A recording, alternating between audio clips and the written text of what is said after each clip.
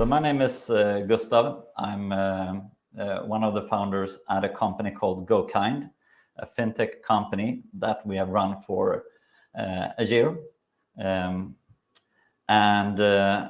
We are a bank app for sustainability. And today, when it comes to consumers, basically everyone in this digital room want to take action, want to live more sustainably, but just the word sustainable is quite vague.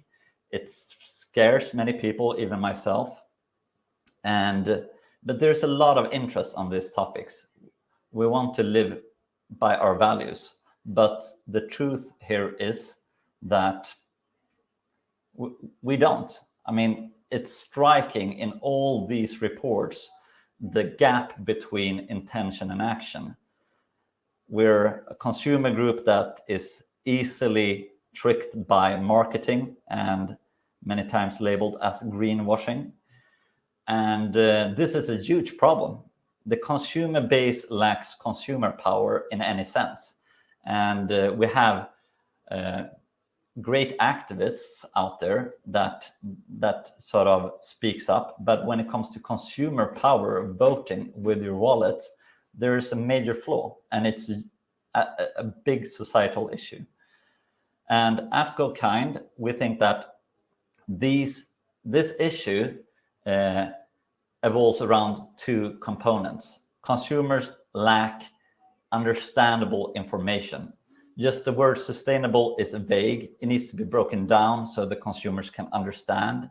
Deep dive if they want, get just an overview if they just want to do that. And also, this topic has no natural incentives for the consumers. A natural incentive today is price. You buy the cheapest one. You get tricked by discounts like buy 2 for 1. Black Friday was just around the corner, cheap discounts on pork and meat in the grocery stores that label themselves as the eco-entrepreneurs. So it's quite a tricky landscape. But at Gokind, we provide great, understandable information for the consumer and great incentives for the individual to act. Those combined, we think, are a quite powerful mix. So how do we do that? We do that by deploying a bank app that automatically gives you sustainability and diversity scores on the companies you buy from and their competitors. So it works like this. You connect your bank and card via open banking bank ID, and then you get a sustainability guidance tailored for you, where you have identify where you buy from and what changes you can make. So we present you with tailored actions you can take, and when you take that actions, you unlock rewards, many times cash rewards. So you get money to make switches to the best performing companies out there in each industry you buy from. And this is exactly how we earn money and our business model. We rank and score each industry player in each industry, consumer industry, and the top third in each industry are eligible companies to set up conversion funnels with our user base.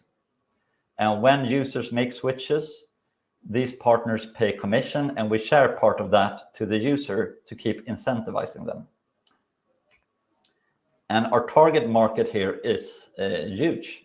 We see, we're out of beta, but we see a variety of demographics showing interest in our solution. And we zoom in on Generation Z and millennials in the start. And what's very interesting, what I'm most psyched about, is that we closed our invite-only beta period, and at Gokind, we see users' purchase patterns before and after joining Gokind. And we see that we're driving drastic growth to the sustainable brands we recommend. And that is in insurance, telecom, secondhand, marketplaces, consumers, when they go in, they start to make changes based on our guidance. And one question from, if we talk from an investment perspective, is this market, what's the market size? Is it large enough? We're basically market makers in all industries you and I touch, which is a huge advantage. We provide sustainability guidance in your pocket on your everyday choices. And to give you an example how to read this graph, it's numbers, it can be complex. If we get 100 fresh Gokind users into our app, 10 of them will already be customers of the secondhand solution Tradera, which is shown here on the graph. But after 3 months, those 10 will be 18. So we'll have an 80% increase. So we can see we move markets in each industry. And it's a fairly small invite-only session. We're focused to adapt the solution to really tailor it so people make changes. But we have evidence now that this is very effective to close the intention action gap that I started off the pitch with. Retention rates for the app is great. We're above 50% retention D30, as it's called, which is above 3 times good industry benchmarks. And what I'm most proud of from our fairly small team is we are already covering 70% of users' real-life transaction with sustainability and equality data. And I'm going to pause a bit here. Like, what do I mean with that? Sustainability data and equality data. That means that we provide, if you buy from like an electricity store, we give you data on their achievements within how they reduce their emissions, if they have gender equal management, a gender equal board, how they work with diversity topics. We have 25 indicators that we look at and transparently show to the user. And also we compare it to the competitors of the brand you buy from. So if it's a red brand, it scores the lowest and you should avoid it. If it's a green brand, it's on top. So we really give the user the easiest way to act, which is crucial to get people to act. And what is so fun with this is that, when we reach 1 million users, we're talking about tremendous amounts of money that we redistribute to the most sustainable brands. So our user base then will redistribute $250 billion. I mean, it's a number that it's difficult to grasp, but it's credible that a user base of 1 million users with their family and friends will move that kind of money to the best brands out there. And that itself is a quite interesting impact metric, but this number should signal to you the pressure the consumer base can exert from the industries it buys from. Today, there's no real pressure. What's the sustainability and equality work of the insurance company you have? I ask all of you, and I'm impressed if some of you can answer that, because I could not when I started this journey. But tomorrow, it will be a natural part of your life to exert power as a consumer with this platform. The mix in the team is also quite interesting, and I'm also very excited to tell you more about it. So Simon and Hjalmar, who's not here with me at the presentation, they come from the behavioral science background. And Simon has spent his whole childhood coding. So all our open banking platform is built in-house and in such tremendous speed. I worked in many software development projects in previous roles, and I've never seen the speed that we managed to develop.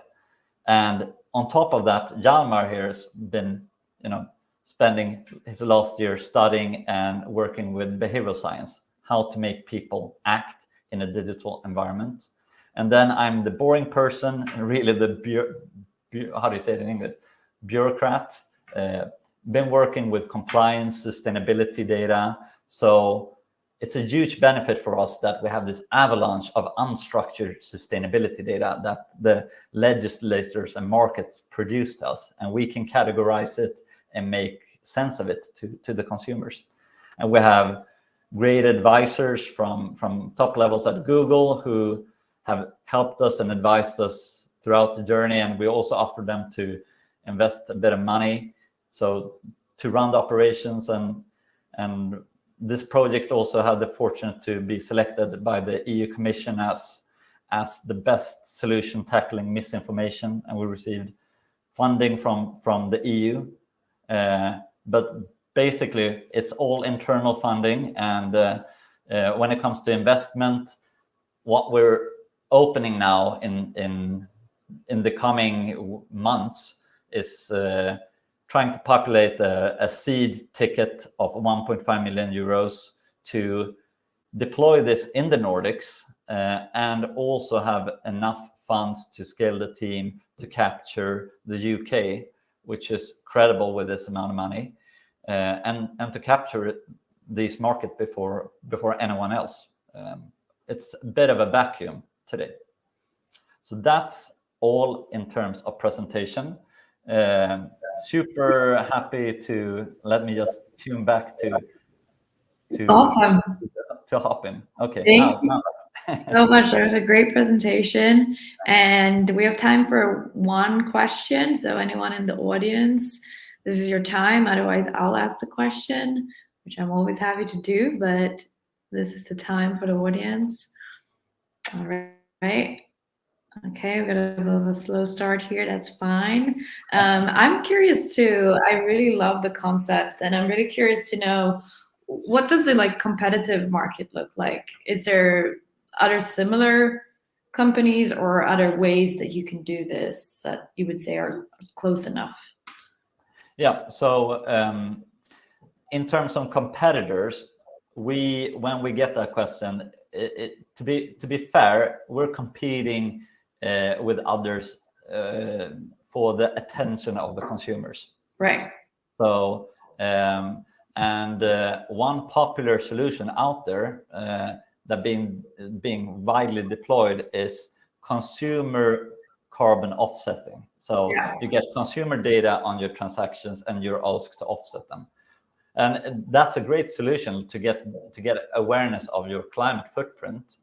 But it tends to favor those with a big wallet that can afford it. Right. And you're also liking that kind of solution if you have a low footprint. We can see that average consumers and those with a higher footprint, they opt out from that because you don't want to be, you don't want an app shaming you. So what we try to capture with our way of working is broader demographics. You get money when you make good choices, and the focus is on the company's work or lack of work. And we see that captures a larger audience, Right. And also building consumer power. We should put the focus on the companies. We should not put the focus on the individual. That's not collective power. So neobanks have happily adopted the climate offset solutions. They will continue, but the advantage for us is that we are alone with the company-focused approach and this automatic bank connection. So it gives us maybe one and a half year, freedom to operate alone. Okay. And hope we will build enough traction to establish ourselves in that niche. Awesome. Thank you so much for your time.